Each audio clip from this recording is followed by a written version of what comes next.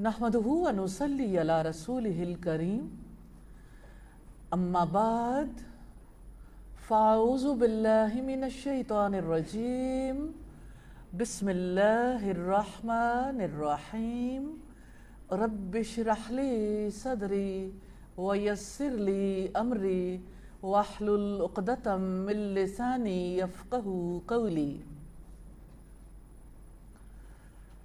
नया चैप्टर है किताबुल इल्म का मुख्तसर अत-तरग़ीब व तरहीब का।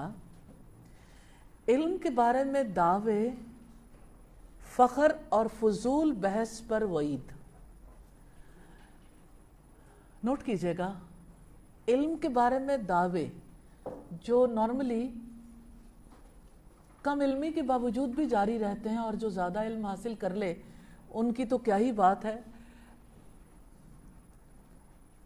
फिर इल्म पर फ़ख्र करना, इसी तरह से फजूल बहस पर वईद, यानी इल्म के मामले में ये रवैया कि बात बराए बात निकालना, खामखा की बहसों को जारी रखना, उस पर जो वईद है, ये इस चैप्टर के मौज़ूआत हैं। हदीस नंबर 45 है।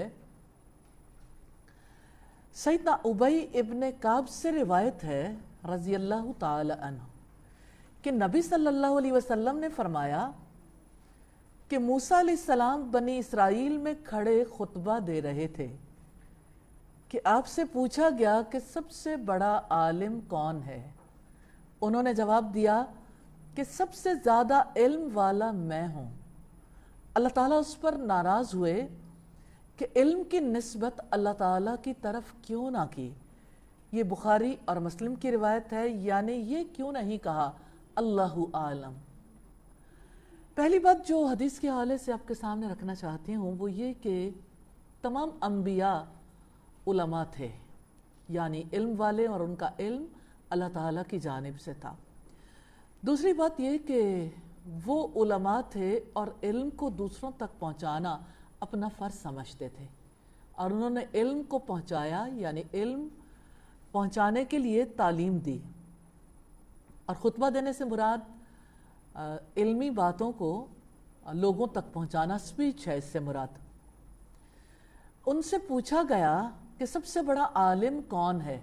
नॉर्मली जब ख़तीब ख़ुतबा देते हैं या कोई तालीम देता है तो उससे सवाल किए जाते हैं ताकि मामला क्लियर हो जाए, वाज़े हो जाए।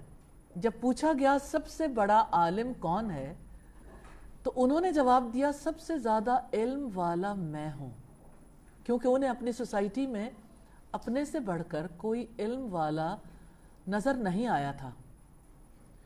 अल्लाह ताला इस पर नाराज़ हुए क्योंकि ये बात दुरुस्त नहीं है। कहीं भी इंसान के अंदर किसी चीज़ पर भी फ़ख्र का जज्बा जब जन्म लेता है तो इंसान के अंदर वो बुनियादी बीमारी दर आती है जिसको तकब्बुर कहते हैं, अनापरस्ती की बीमारी। क्योंकि इंसान अपने आप को दूसरों से बेहतर समझने लगता है और फिर उसके अंदर बीमारियों की लाइन लग जाती है। तकब्बुर ऐसी बीमारी है जिसकी वजह से बहुत सी नफ्सियाती, जज्बाती, अखलाकी बीमारियां जन्म लेती। इब्लीस को जब अल्लाह ताला ने दूसरे फरिश्तों के साथ हुक्म दिया था कि आदम अलैहिस्सलाम को सजदा करो, तो उसके रवैये के बारे में कुरान तबसरा करता है, अबा वस्तकबरा व काना मिनल काफिरीन। उसने इनकार किया, तकब्बुर किया और वो काफिरों में से हो गया। इससे पता लगता है कि तकब्बुर करने वाला दरअसल एक बड़ी बुराई का शिकार होता है कि वो अल्लाह ताला की बड़ाई का इनकार करता है। खुद को बड़ा मानने वाला अल्लाह ताला की बड़ाई का इजहार कब करता है। अब आप हदीस के इख्तिताम पर देखिए कि अल्लाह ताला इस बात पर नाराज़ हुए कि इल्म की निस्बत अल्लाह ताला की तरफ क्यों ना की। इल्म की निस्बत अल्लाह ताला की तरफ करना कितना ज़्यादा ज़रूरी है। आपको याद होगा सैयदना सुलेमान अलैहिस्सलाम का वाक़या। सैयदना सुलेमान अलैहिस्सलाम को अल्लाह ताला ने बहुत से उलूम से नवाजा था। वो उलूम जो वही से मुताल्लिक हैं वो तो था ही, अल्हम्दुलिल्लाह। वो उलूम जो इंसानों की रूहानी, फ़िक्री सेहत से मुताल्लिक थे वो तो जानते ही थे, लेकिन وہ تانبے کو پگھلانے کا علم جانتے تھے اور پریکٹیکلی اس سے کام لیتے تھے، عملی تدابیر اختیار کرتے تھے۔ اسی طرح سے کیا ایسا ہو سکتا ہے کہ بیبی کو تھوڑی دیر باہر لے جائیں؟ جی اچھا، تو آپ یہ دیکھیے کہ سیدنا سلیمان علیہ السلام کو اللہ تعالیٰ نے پرندوں کی اور حشرات کی، جانوروں کی بولیوں کا علم دیا تھا۔ ڈیفرنٹ لینگویجز سیکھنا کتنا ڈیفیکلٹ ٹاسک ہے، اس کو آپ اچھے طریقے سے جانتے ہیں۔ ایک زبان سیکھنے میں کتنا وقت لگتا ہے، اور اگر کوئی جانوروں کی، پرندوں کی زبانیں سیکھنا چاہے تو ظاہر آج انسانوں کے بس میں نہیں، اگرچہ انسان اس کے اوپر کوششیں کر رہے ہیں، لیکن اللہ تعالیٰ نے انہیں یہ علم عطا کیا تھا۔ حضرت سلیمان علیہ السلام کے پاس بہت علم صحیح، لیکن اللہ تعالیٰ سے انہوں نے دعا کی تھی، ربی اوزعنی ان اشکر نعمتک التی انعمت علی وعلی والدی، اے میرے رب مجھے قابو میں رکھ، میں تیرا شکر ادا کروں ان انعامات پر جو آپ نے مجھ پر کیے اور میرے والدین پر، اور یہ کہ میں نیک عمل کروں۔ تو اللہ تعالیٰ کسی کو کیسے قابو میں رکھتا ہے؟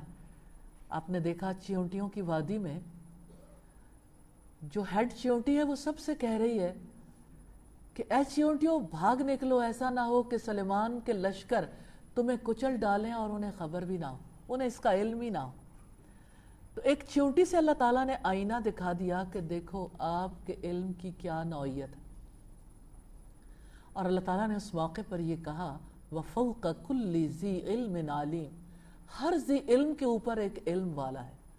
تو اللہ تعالیٰ سب چیزوں کا علم رکھتا ہے، ہر چیز کو جاننے والا، ہر چیز کی خبر رکھنے والا وہی ہے۔ اس لیے اگر کوئی علم کی انتہا کو، تجربے کی انتہا کو اپنی طرف منسوب کر لے تو اس کے اندر اخلاقی گراوٹ پیدا ہو جاتی۔ تکبر اخلاقی گراوٹ ہی تو ہے، کیونکہ انسان خود کو بڑا سمجھتا ہے جبکہ وہ ہوتا نہیں ہے۔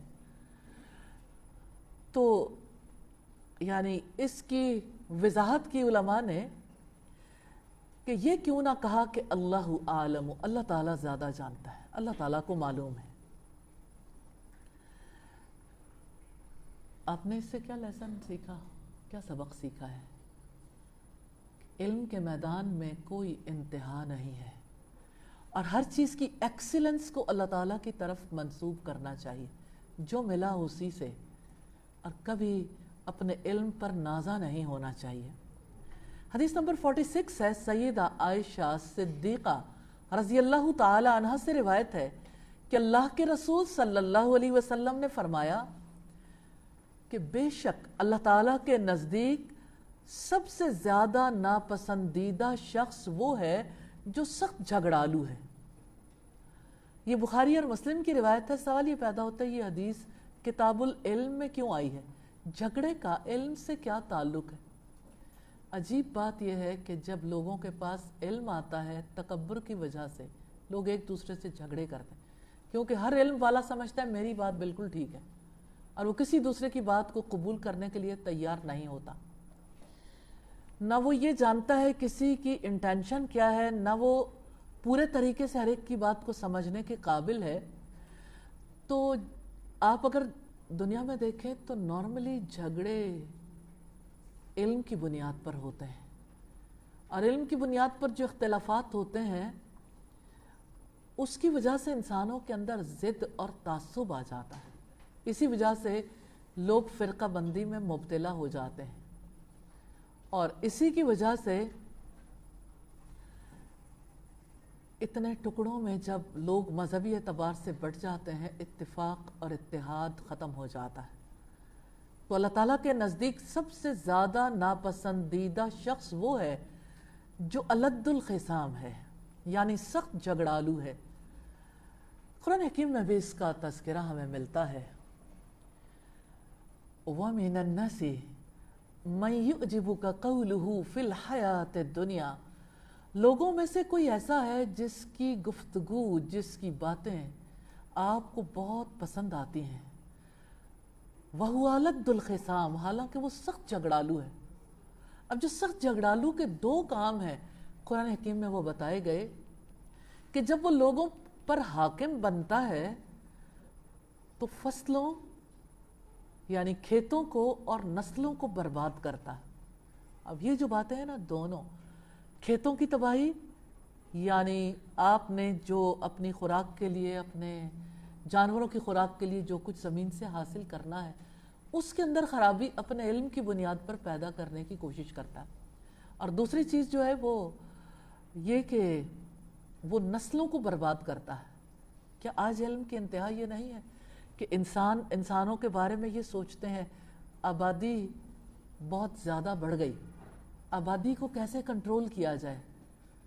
اور کتنے ہی لوگ ہیں جن کی یہ اوپینین ہے، اللہ تعالیٰ بہتر جانتا ہے کہ یہ جو وبا کا سلسلہ ہے یہ بھی شاید بائیولوجیکلی انسانوں کی تحقیقات کے نتیجے میں تھوڑا سا کیئرلیسنس کا نتیجہ ہے، اللہ تعالیٰ بہتر جانتے ہیں۔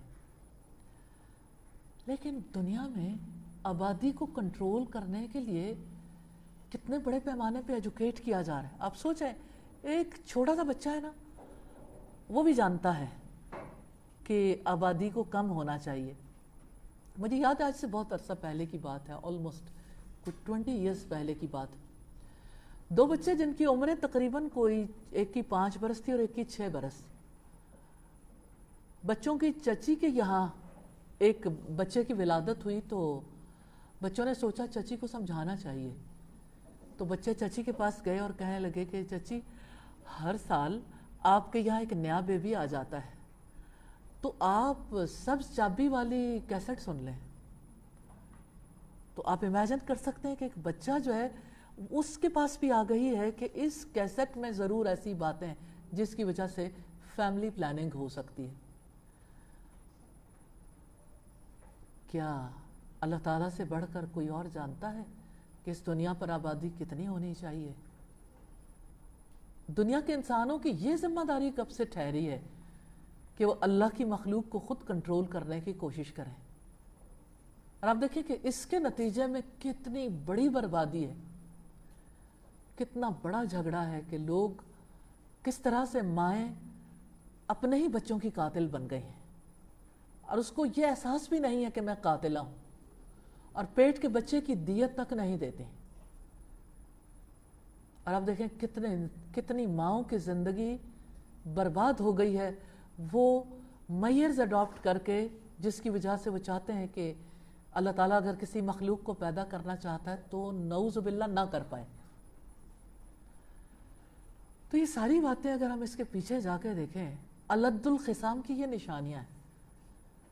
میں اس کا ایک اور پہلو بھی آپ کے سامنے رکھنا چاہتی ہوں۔ علم کی باتوں پر جب آپس میں جھگڑے ہوتے ہیں، فرقہ بندی وجود میں آتی ہے تو اس کی وجہ سے انسان ٹکڑوں میں بٹ جاتے ہیں، ایون ایک چھت تلے رہنے والے ایک دوسرے کی شکل دیکھنے کے روادار نہیں ہوتے، رشتہ داریاں کٹ جاتی ہیں۔ تو یہ باہمی جھگڑے جو ہیں یہ سخت ناپسندیدہ ہیں۔ تو اللہ تعالیٰ کے نزدیک سب سے زیادہ ناپسندیدہ شخص وہ ہے جو سخت جھگڑالو ہے۔ اور حدیث نمبر 47 ہے، سیدنا ابو ہریرہ رضی اللہ تعالی عنہ سے روایت ہے کہ رسول اللہ صلی اللہ علیہ وسلم نے فرمایا، قرآن میں جھگڑا کرنا کفر ہے۔ بات بڑی اہم ہے، المیراء فی القرآن کفرن، قرآن میں جھگڑا کرنا کفر ہے۔ سوال یہ پیدا ہوتا ہے قرآن میں جھگڑا کیسے ہوتا ہے؟ رائے سے، اوپینین سے۔ جب کوئی یہ کہے میں تو یہ سمجھتا ہوں اس کا یہ مطلب ہے، دوسرا کہے میرے خیال میں یہ ہے، ہمیں اچھا لگتا ہے کہ اگر ہم کسی کو کوئی بات کہیں تو وہ اس کا اپنا مطلب اخذ کر لے؟ کیا اس بنیاد پر لوگوں کے درمیان جھگڑے نہیں ہوتے؟ فیملیوں میں فسادات نہیں ہوتے؟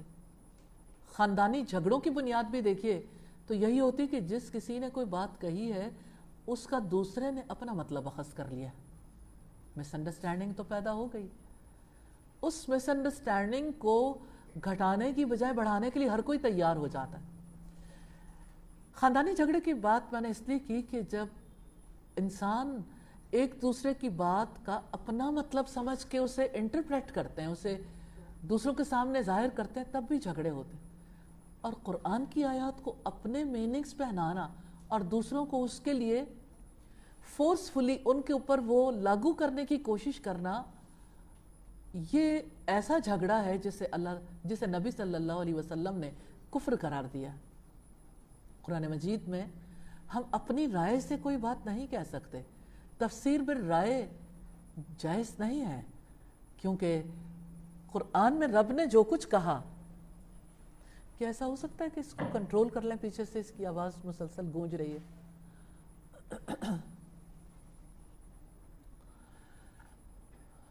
تو قرآن میں اپنی اوپینین سے کچھ کہنا حرام ہے، جائز نہیں ہے۔ قرآن کو اسی طرح سے سمجھنا ہمارے لیے ضروری ہے جس طرح سے رب العزت نے حکم دیا۔ ہمیں تو یہ دیکھنا ہے کہ رب کیا چاہتا ہے، رب کی مراد کیا ہے، بجائے اس کے کہ ہم اپنی مراد لے کے دوسرے کی مراد کو غلط ثابت کرنے کی کوشش کریں۔ تو ایسے جھگڑے درست نہیں ہیں۔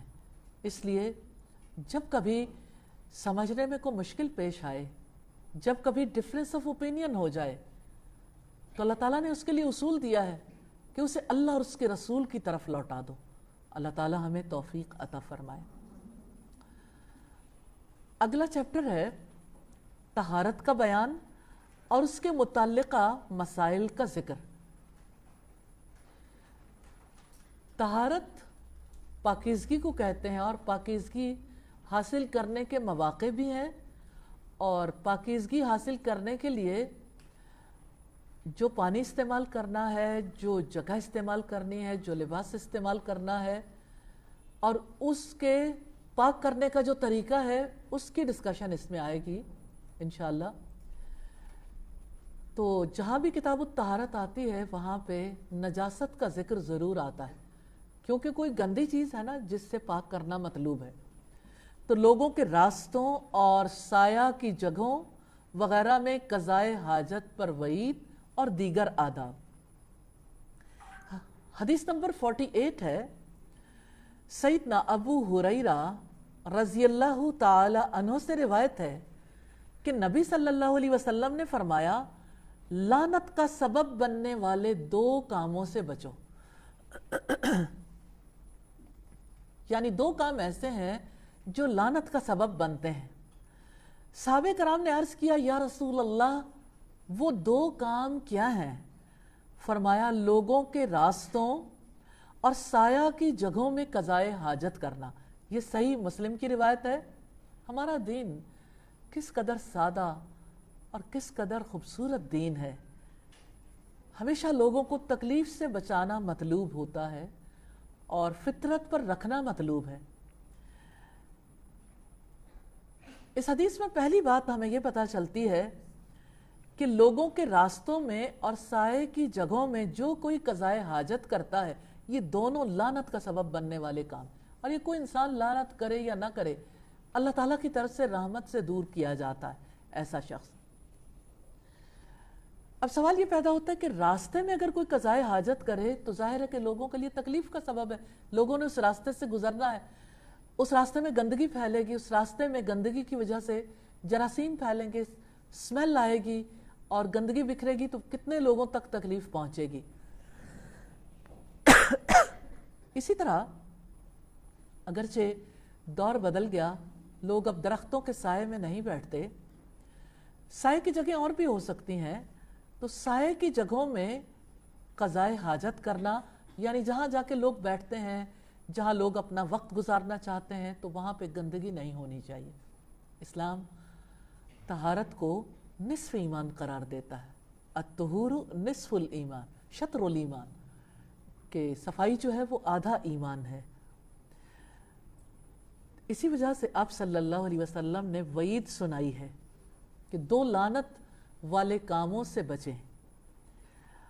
حدیث نمبر 49 ہے، سیدنا حذیفہ بن اسید سے روایت ہے کہ نبی صلی اللہ علیہ وسلم نے فرمایا کہ جو شخص مسلمانوں کو ان کے راستوں میں قضائے حاجت کر کے تکلیف دیتا ہے، اس پر ان کی لعنت پڑ جاتی ہے۔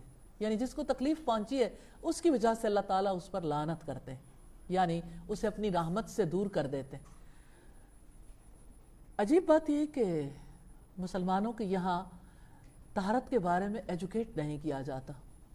अगर आपको अल्लाह ताला मौका दे तो कभी इसके ऊपर रिसर्च करवा के देखिए या करके देखिए कि मुसलमान तहारत के बुनियादी उसूलों से किस हद तक वाकिफ़ हैं। बच्चों के स्कूल्स में, बच्चों के टीचर्स में, कॉलेजेस में, यूनिवर्सिटीज़ में अगर आप पूछेंगे कौन सा पानी नजिस है और कौन सा पानी पाक है, तो वो जनरली तो बता पाएंगे अपने तजर्बे की बुनियाद पर, लेकिन कैसे कोई नजिस चीज़ से किसी चीज़ को पाक किया जाता है, उसके लिए अल्लाह के रसूल ने क्या बताया? तहारत की बुनियादी बातों से आपको 99% लोग नावाकिफ़ मिलेंगे, इसलिए कि हदीस से वो ताल्लुक़ नहीं है, नबी सल्लल्लाहु अलैहि वसल्लम की तालीमात से वाकफियत नहीं है। तो कितनी ज़्यादा ज़रूरत है हमें उन तालीमात की ताकि हम पाक ज़िंदगी गुजारने के काबिल हो जाए। हदीस नंबर 50 है,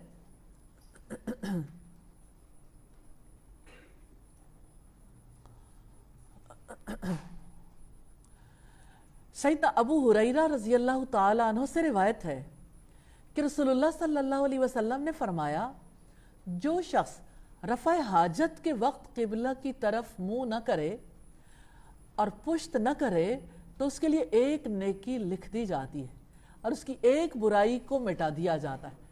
ये बात भी बड़ी अहम है। क़िबला मोहतरम है, अल्लाह ताला के घर की जानिब रुख करना या उसकी जानिब पुश्त करना, दोनों चीज़ें ही बड़ी अहमियत की हामिल है। हम हर नमाज में क़िबले की तरफ रुख करते हैं और हम क़िबले की तरफ रुख करके अल्लाह ताला से यानी अपने उन अल्फाज के ज़रिए से इजहार करते हैं अपनी बंदगी का जो हमें अल्लाह और उसके रसूल ने सिखाए हैं। अगर कोई क़िबला रूह हो के रफ़ा हाजत करता है या क़िबले की तरफ पुश्त करके, तो इसका मतलब यह है कि उसे क़िबले के तक़द्दुस का लिहाज नहीं है, उससे दीनी शायर मुतासिर होते हैं। तो अगर कोई ऐसा नहीं करता और सोच समझ के नहीं करता तो उसके लिए एक नेकी लिखी जाती है, उसकी एक बुराई को मिटा दिया जाता है। ये मामला है खुले मैदानों का। अब जहाँ तक घरों का ताल्लुक है, लोग घरों में भी इसका एहतमाम तो करते हैं, लेकिन जिस चीज़ के क़िबले के और आपके बीच में अगर दीवार आ जाती है तो दीवार की वजह से ये बात उस पर इम्प्लीमेंट नहीं होती। मिसाल के तौर पर जैसे आप नमाज अदा कर रहे हैं, कोई नमाजी के आगे से गुजरता है तो ज़ाहिर है नमाज टूटती है, तो आप सुतरा बीच में रखते हैं। अगर सुतरा बीच में है तो कोई आगे से गुजर जाता है तो उसकी हैसियत बदल जाती है। और अगर कोई नमाज पढ़ रहा है और फ़र्ज़ करें कि किसी एक जगह पे नमाज पढ़ रहे हैं, दरमियान में दीवार है और दूसरी तरफ से लोग गुजर रहे हैं, तो चाहे गुजरते रहें उससे फ़र्क नहीं पड़ता। तो जब बीच में दीवार आ गई तो उसकी हकीकत बदल जाती है। अल्लाह ताला बेहतर जानते हैं इन मामलात को, लेकिन खुले मैदानों का मामला और घरों के अंदर के वॉशरूम्स का मामला थोड़ा सा मुख्तलिफ हो जाता है, एहतियात लाजिम है। अगला चैप्टर है पानी, गुस्ल खाना और सुराख में पेशाब करने पर वईद। पानी में पेशाब करना पानी को नापाक करता है। वॉशरूम में, गुस्ल खाने में अगर आप यूरिन पास करेंगे तो ज़ाहिर है कि आपके अपने जिस्म पर वो छींटे पड़ेंगे जब ऊपर और पानी पड़ेगा। और सुराख में आप नहीं जानते कि उस सुराख में आगे क्या कुछ है।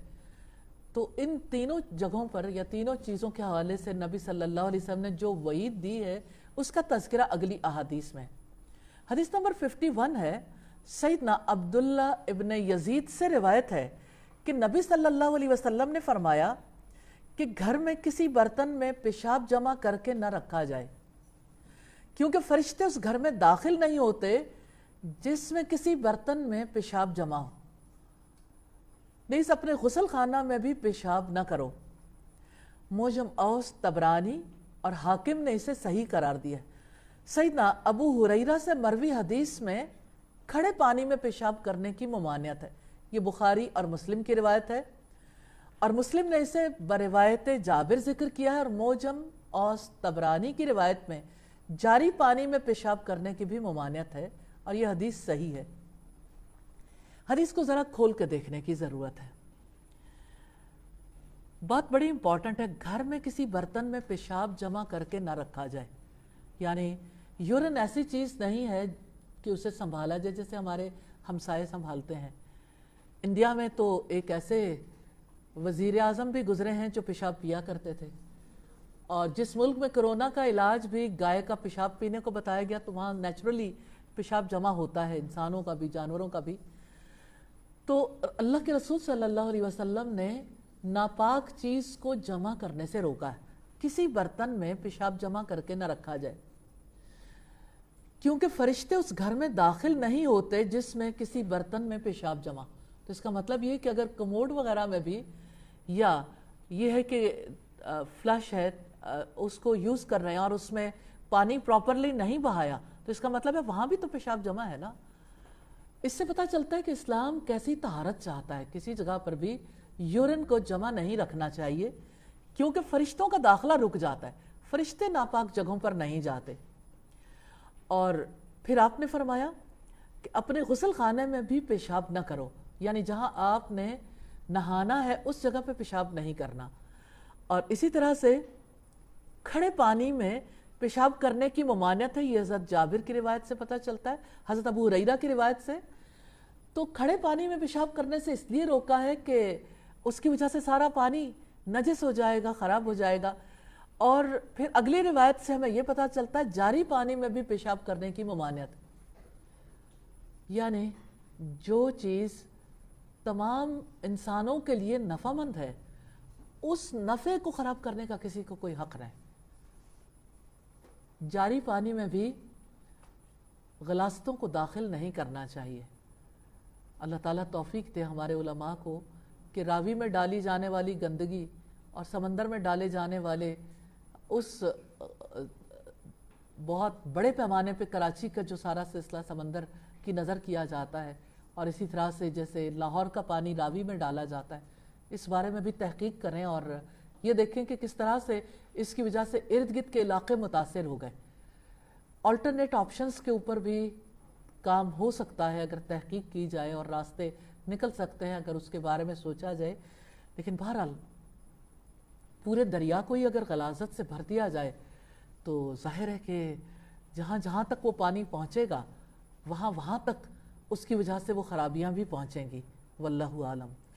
سیدنا عبداللہ ابن سرجس سے روایت ہے کہ رسول اللہ صلی اللہ علیہ وسلم نے بلوں میں پیشاب کرنے سے منع فرمایا۔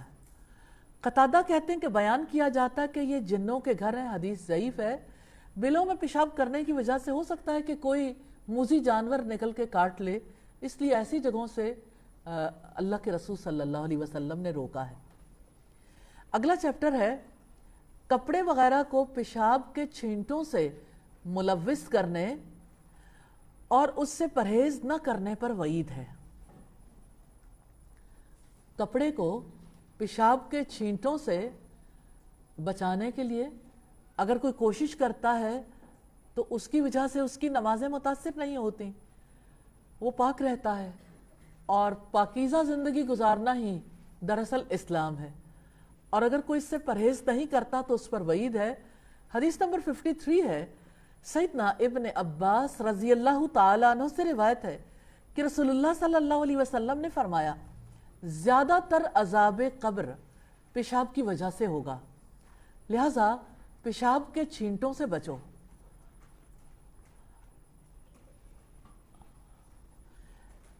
جب کوئی انسان اپنی ضروریات سے فارغ ہوتا ہے اور تھوڑی سی بھی بے احتیاطی ہو جائے تو یہ چھینٹے انسان کے پاؤں پر یا ارد گرد اس کے کپڑوں پر یا کسی چیز کو متاثر کر سکتے ہیں۔ کموڈز وغیرہ میں تو اس کا خدشہ نہیں ہوتا، لیکن فلش کی وجہ سے لوگ نارملی اس کا شکار ہو جاتے ہیں۔ پیشاب کے چھینٹے کتنا زیادہ انسان کے لیے مضر ہو سکتے ہیں، کتنے نقصان کا باعث ہیں۔ عذاب قبر پیشاب کی وجہ سے ہوگا، پیشاب کی چھینٹوں کی وجہ سے، اور ہم نہیں جانتے کہ دنیا میں اس کا کیا کیا نقصان ہے۔ اگر اللہ رب العزت نے اپنے رسول کے توسط سے تعلیم دی ہے تو جو ہمیں کہا گیا ہمیں اس پر عمل ضرور کرنا چاہیے۔ حدیث نمبر 54 ہے، سیدنا جابر بن عبداللہ سے روایت ہے کہ نبی صلی اللہ علیہ وسلم نے فرمایا جو شخص اللہ تعالیٰ اور یوم آخرت پر ایمان رکھتا ہو اسے حمام میں تہبند کے بغیر داخل نہیں ہونا چاہیے، اور جو اللہ تعالیٰ اور یوم آخرت پر ایمان رکھتا ہو اسے چاہیے کہ اپنی بیوی کو حمام میں داخل نہ کرے۔ یہ بات سمجھنے والی ہے۔ نبی صلی اللہ علیہ وسلم کا جو ارشاد ہے، اللہ اور آخرت پر ایمان رکھنے والے کے لیے لازم ہے کہ حمام میں تہہ بند کے بغیر داخل نہ ہو۔ حمام کیا ہے؟ گھروں کے اندر کے واش رومز کو حمام نہیں کہتے۔ حمام جیسے پبلکلی جو نہانے کی جگہیں ہوتی ہیں یا لوگ جہاں پہ اپنا ٹریٹمنٹ کروانے کے لیے جاتے ہیں، نارملی پارلرز کے اندر یا اسی طرح سے سیلونز کے اندر یہ اہتمام کیا جاتا ہے، یا بڑے پیمانے پہ ایسے حمام موجود بھی ہوتے تھے کل بھی اور آج بھی۔ تو پبلک واش رومز جو ہیں جہاں پہ لوگ جاتے ہیں وہاں پر تہہ بند کے بغیر داخل نہیں ہونا چاہیے، کیونکہ وہ نہیں جانتا کہ اس کس نقصان سے دوچار ہو جائے گا، حیا کے تقاضوں کا خیال رکھنے کے لیے۔ اور جو اللہ اور یوم آخرت پر ایمان رکھتا اسے چاہیے کہ اپنی بیوی کو حمام میں داخل نہ کرے، یعنی اسے باہر جا کے غسل کرنے کی ضرورت نہ پیش آئے، گھروں کے اندر ہی اس کا اہتمام کرنا چاہیے۔ واللہ عالم، اللہ تعالی ہمیں ان چیزوں کی سمجھ نصیب کرے، اور ایسے واش رومز اور ایسی جگہیں جہاں خواتین اپنے حسن کی حفاظت کے لیے اور اپنے بہت سارے ٹریٹمنٹ کے لیے جاتی ہیں، کتنی جگہیں ہیں جہاں سے ایسی موویز ریلیز ہوتی رہتی ہیں۔ یہ آپ بھی جانتے ہیں کہ اگر کوئی اپنے آپ کو بھرپور طریقے سے بچانے کی کوشش نہ کرے، بہت سارے لوگ بچ نہیں پاتے۔ کتنی بڑی تعداد میں ایسی موویز ریلیز ہوئیں اور شریف گھرانوں کی خواتین کی جو ہے وہ برہنہ موویز جو ہیں وہ ریلیز کی گئیں، اور خود لاہور کے اندر ایسے بہت سے پارلرز تھے جہاں سے یہ سارا سلسلہ ہوتا تھا۔ بعد میں کریک ڈاؤن بھی ہوئے، بہت سارے لوگ پکڑے بھی گئے اسی سلسلے میں، لیکن اس میں بہت ساری قباحتیں ہیں۔ اس کا یہ مطلب نہیں ہے کہ کوئی اپنے کسی ضروری کام سے بھی ایسی جگہوں پہ نہیں جا سکتا، لیکن حمام خصوصی طور پر جس مقصد کے لیے بنائے جاتے ہیں، خواتین کو ان سے اوائڈ کرنا چاہیے۔ اگلا چیپٹر ہے غسل میں تاخیر پر وعید اور غسل جنابت کی حفاظت کی ترغیب۔ حدیث نمبر 55 ہے، سیدنا علی بن ابی طالب سے روایت ہے رضی اللہ تعالیٰ عنہ کہ نبی صلی اللہ علیہ وسلم نے فرمایا کہ فرشتے اس گھر میں داخل نہیں ہوتے جس میں تصویر یا کتا یا جنبی شخص ہو۔ اور یہ حدیث ضعیف ہے۔ فرشتے اس گھر میں داخل نہیں ہوتے جس میں تصویر ہو یا کتا ہو یا جنبی شخص۔ اس کا مطلب یہ ہے کہ حالت جنابت میں نہیں رہنا چاہیے، غسل جلدی کر لینا چاہیے، کیونکہ یہ نبی صلی اللہ علیہ وسلم کی طرف سے اس پر وعید ہے۔ اگلا چیپٹر ہے وضو کی حفاظت کی ترغیب۔ حدیث نمبر 56 ہے، سیدنا ابو ہریرہ سے روایت ہے کہ رسول اللہ صلی اللہ علیہ وسلم نے فرمایا، اگر یہ ڈر نہ ہوتا کہ میں اپنی امت کو مشقت میں ڈال دوں گا تو میں انہیں حکم دیتا کہ ہر نماز کے لیے وضو کریں اور ہر وضو مسواک کے ساتھ کریں۔ مسواک کے بارے میں نبی صلی اللہ علیہ وسلم کی جو ترغیب ہے، دراصل یہ ڈینٹل ہیلتھ کے لیے ہے، اور دوسری نظافت کے احساس کے لیے، تیسرے انسانوں کے منہ کی بو کی تکلیف سے بچانے کے لیے۔ انسان جب بہت دیر تک خاموش رہتے ہیں تو ان کے منہ سے اسمیل آنے لگتی ہے۔ جب بالکل بہت دیر تک منہ بند کر کے رکھتے ہیں تو یہ اسمیل دوسروں کو تکلیف دیتی ہے۔ نبی صلی اللہ علیہ وسلم نے اسی وجہ سے خاص طور پر نمازوں کے بارے میں یہ فرمایا کہ اگر میں اسے امت پر مشقت نہ سمجھتا تو میں ہر وضو کے ساتھ مسواک کرنے کا حکم دیتا۔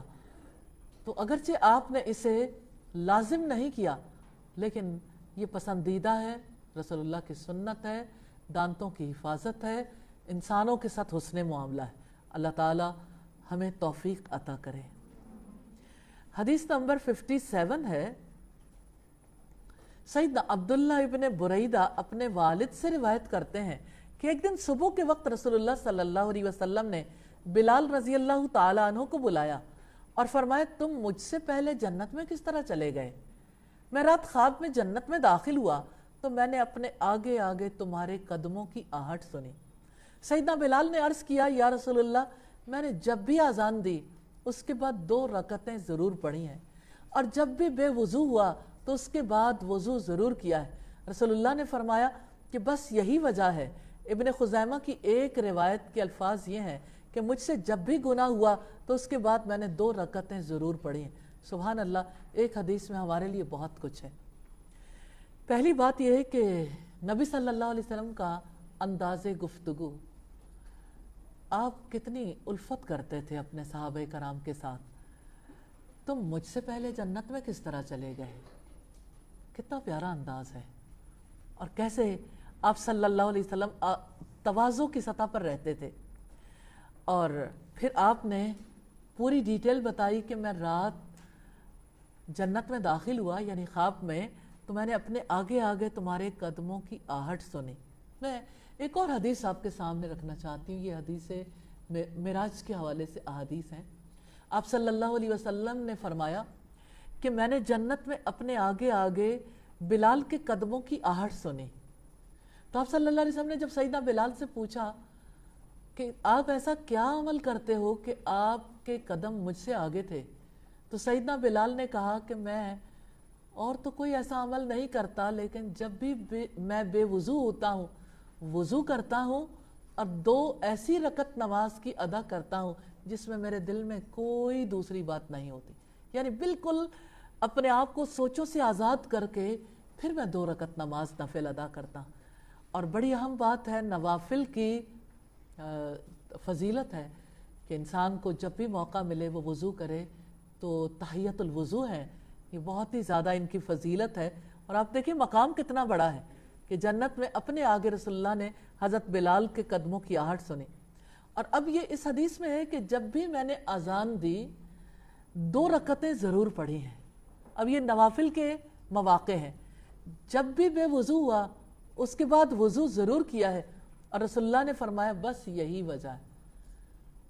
تحیت الوضو مشکل نہیں ہے، اگر آپ اپنے لیے پہلے نمبر پر یہ ایک کام کر لیں کہ جب بھی بے وضو ہو دوبارہ وضو کر لیں، اور پھر کبھی ایک دفعہ سے شروع کریں گے تو آہستہ آہستہ ہر بار وضو کرنے پہ انشاءاللہ تعالی 2 رکعتیں پڑھنا آپ کے لیے ممکن ہو جائے گا، اور جنت کا راستہ کتنا آسان ہو جائے گا، اور کتنا بڑا مقام ہے الحمدللہ۔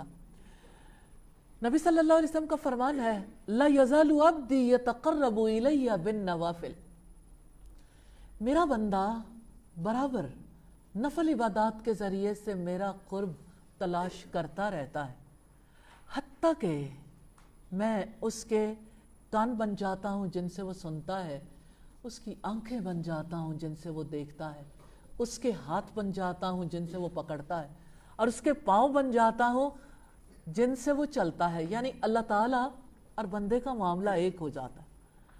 تو اللہ کے قرب کا ذریعہ ہے نوافل، نوافل سے محبت کیجئے، نوافل کی ادائیگی کے لیے ایفرٹ کیجئے، توفیق مانگیے رب سے، اللہ تعالیٰ ہم سب کو توفیق عطا فرمائے۔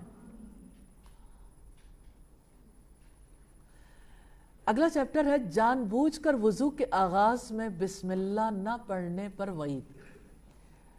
حدیث نمبر 58 ہے، سیدنا ابو ہریرہ رضی اللہ تعالیٰ عنہ سے روایت ہے کہ نبی صلی اللہ علیہ وسلم نے فرمایا جس کا وضو نہ ہو اس کی نماز نہیں، اور جو وضو کرتے ہوئے بسم اللہ نہ پڑھے اس کا وضو نہیں ہے۔ یہ حدیث حسن لغیری ہی ہے۔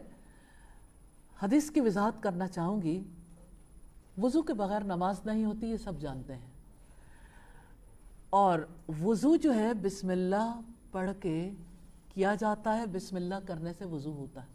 جیسے ہر کام سے پہلے بسم اللہ پڑھنی ہے، اسی طرح وضو سے پہلے بھی بسم اللہ پڑھنی ہے۔ تو جو وضو سے پہلے بسم اللہ نہیں پڑھتا اس کا وضو ہی نہیں، تو پھر نماز کیسے ہوگی؟ اس لیے پہلا کام ضرور کرنا چاہیے، وضو سے پہلے بسم اللہ پڑھنے کی کوشش کریں گے انشاءاللہ۔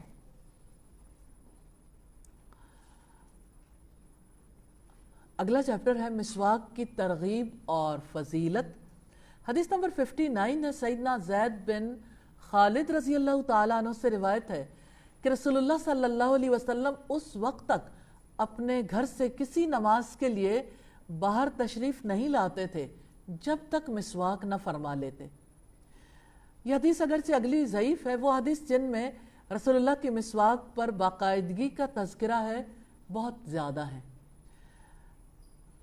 حدیث کے حوالے سے امپورٹنٹ بات ہے، ہر نماز سے پہلے آپ مسواک کیا کرتے تھے۔ آپ صلی اللہ علیہ وسلم اپنے منہ سے اسمیل آنے کو ناپسند کرتے تھے، اور آپ اس کی وجہ یہ بتاتے تھے کہ میرے ساتھ فرشتے رہتے ہیں، اس لیے آپ لہسن، پیاز اور ایسی چیزوں کا گوشت نہیں کھاتے تھے جس کو کھانے سے منہ سے اسمیل آئے۔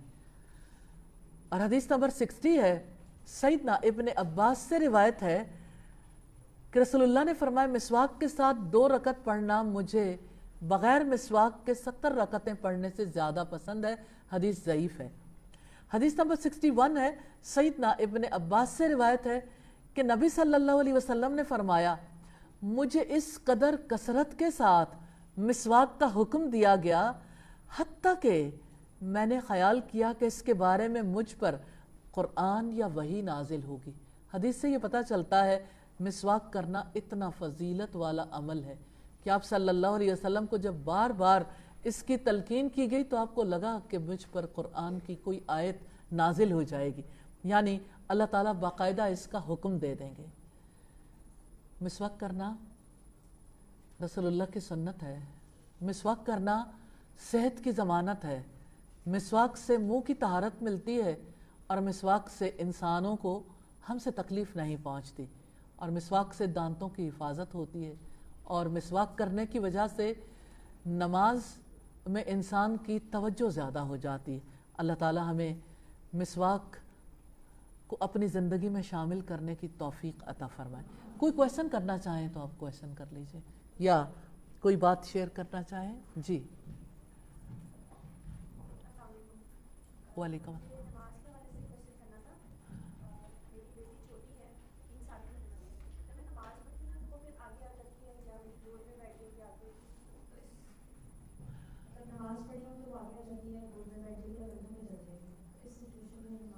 بہت ہی اچھا ہے، وہ بھی مزہ کرتی ہے اور آپ بھی۔ نبی صلی اللہ علیہ وسلم جب نماز پڑھتے تھے تو آپ کے اوپر حضرت حسن، حضرت حسین اور سیدہ امامہ چڑھ بیٹھتی تھیں، تو آپ صلی اللہ علیہ وسلم اتنی دیر سجدے میں رہتے تھے جب تک وہ اتر نہ جاتے۔ بچے اسی طرح سے نماز سے محبت کرتے ہیں، اور بچوں کا دل چاہتا ہے کہ ماں ایسی حالت میں جائے، اور پھر خود بھی تھوڑی دیر کے بعد وہ سجدے کرنے شروع کر دیتے ہیں۔ اور دوسری بات یہ کہ نبی صلی اللہ علیہ وسلم ایسی حالت میں بچوں کو گود میں اٹھا کے بھی نماز پڑھ لیتے تھے، جیسے سیدہ امامہ کو گود میں اٹھا کے نماز پڑھتے تھے۔ الحمدللہ۔ تو سوال آپ نے طہارت کے بارے میں کرنا ہے اور علم کے بارے میں۔ جی کوئی سوال کرنا چاہیں؟ ابھی باقی لوگوں کو ٹائم دیں گے نا۔ جی پیچھے دے دیں۔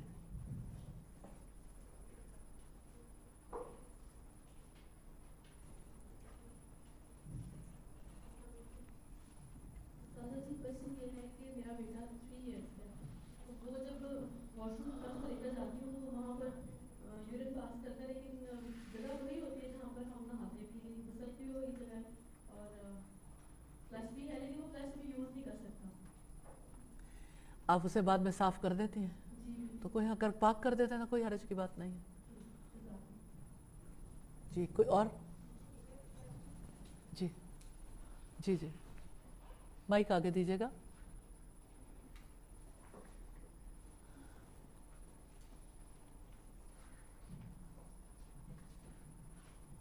کوشچن یہ ہے کہ جب بھی میں علم کے بارے میں کسی سے معلوم کرتی ہوں تو وہ کہتے ہیں کہ علم تو صرف قرآن اور حدیث کا ہے، تو پھر باقی علوم مسلمان کس طرح سے سیکھیں اگر ان کے بارے میں اہمیت ہی نہیں دی جاتی؟ ٹھیک ہے، بیکاز وہ وہاں پہ فل اسٹاپ کر دیتے ہیں کہ صحیح علم تو اصل علم تو قرآن اور حدیث ہے، تو وہ ڈسکریج کر دیتے ہیں کہ آپ ایسے علوم سیکھیں جن سے کہ عوام الناس کو فائدہ ہو سکے۔ ٹھیک ہو گیا، ٹھیک ہو گیا۔ علوم کی 3 قسمیں ہیں اسلامک پوائنٹ آف ویو سے۔ پہلا علم علم یقینی ہے۔ علم یقینی سے مراد اللہ تعالیٰ کی وحی، سنت رسول اور انسانی زندگی سے متعلقہ وہ امور، وہ علوم جن کی اللہ تعالیٰ نے رہنمائی کی ہے۔ دوسرے علوم امکانی ہیں۔ امکانی علوم سے مراد وہ علوم ہیں جن کے بارے میں وحی خاموش ہے۔ انسانی زندگی کی ضرورت ہے، جیسے زراعت ہے، صنعت ہے، جیسے آرکیٹیکچر ہے، جیسے دیگر علوم ہیں، ہزاروں طرح کے علوم ہیں۔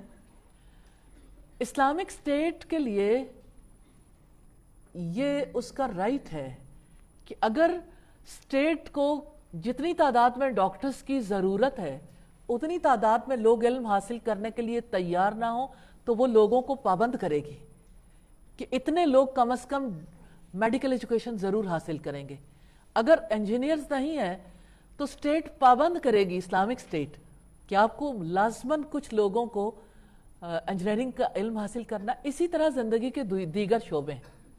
مسلمانوں نے اس بارے میں بے شمار علوم کے حوالے سے تحقیقات کی اور مسلمانوں نے اس میں بہت ترقی بھی کی، اور وہ جو یونانی علوم تھے انہیں تجربے کی کسوٹی پہ پرکھا، اور آج وہ علوم مسلمانوں کے توسط سے دنیا کو ملے ہیں۔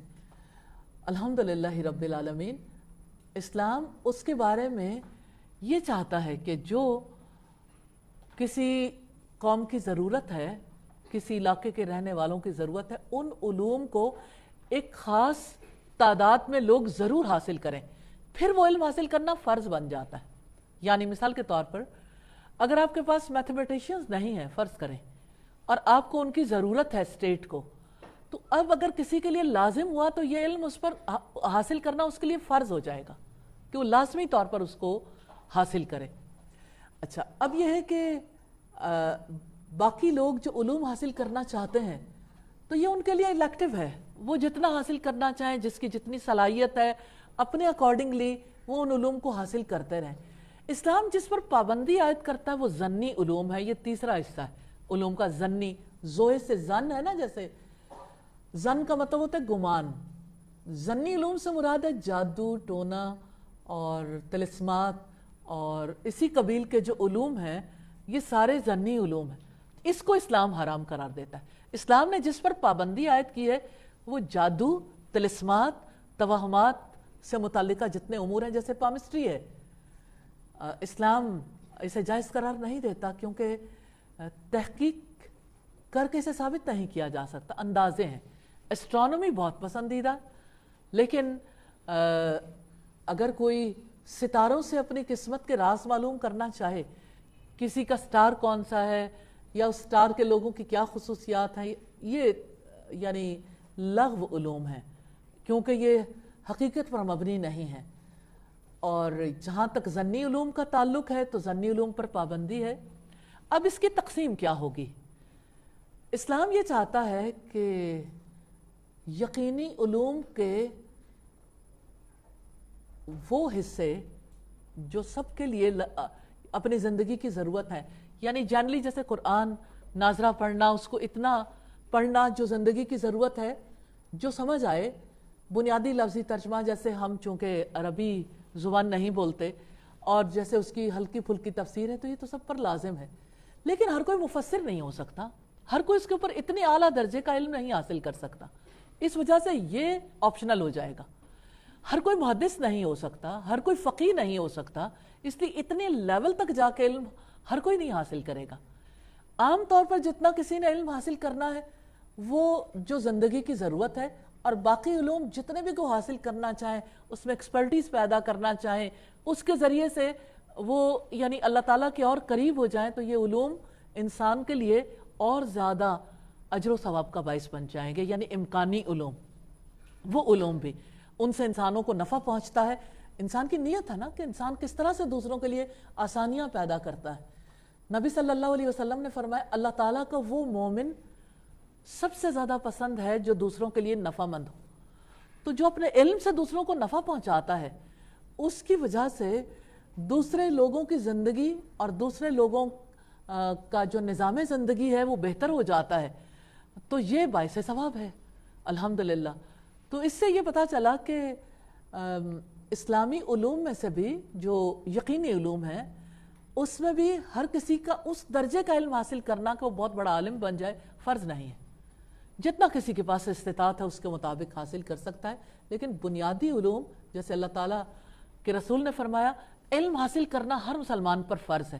تو یہ بنیادی طور پر اتنا علم کہ میرے رب نے مجھے کیا کہا اور میرے رسول نے کیا تعلیمات دی، اتنا علم تو ہر ایک کو حاصل کرنا چاہیے.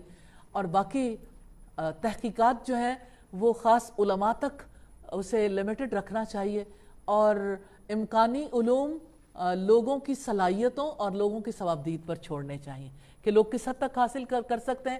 اور جادو، طلسمات اور توہمات جیسے علوم جو ہے ان پر پابندی عائد ہونی چاہیے، کیونکہ وہ حرام ہے، ان سے انسانی زندگیوں کو نفع نہیں پہنچتا، نقصان پہنچتا ہے.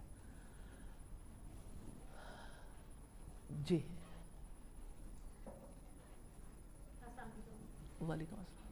میں یہ پوچھنا تھا کہ اگر ہم لوگ معاشرے میں پیشاب کی صورت میں ہمیں احساس ہو گیا کہ چیزیں پڑ رہی ہیں، تو وہی اس وقت پانی بہا رہی ہیں، کپڑے کے کسی حصے کو دھو لیں، تو اتنا ہی کافی ہوگا کہ اس کے لیے ہمیں غسل کرنا پڑے؟ نہیں، غسل نہیں کرنا پڑے گا، اتنا حصہ دھو لینا کافی.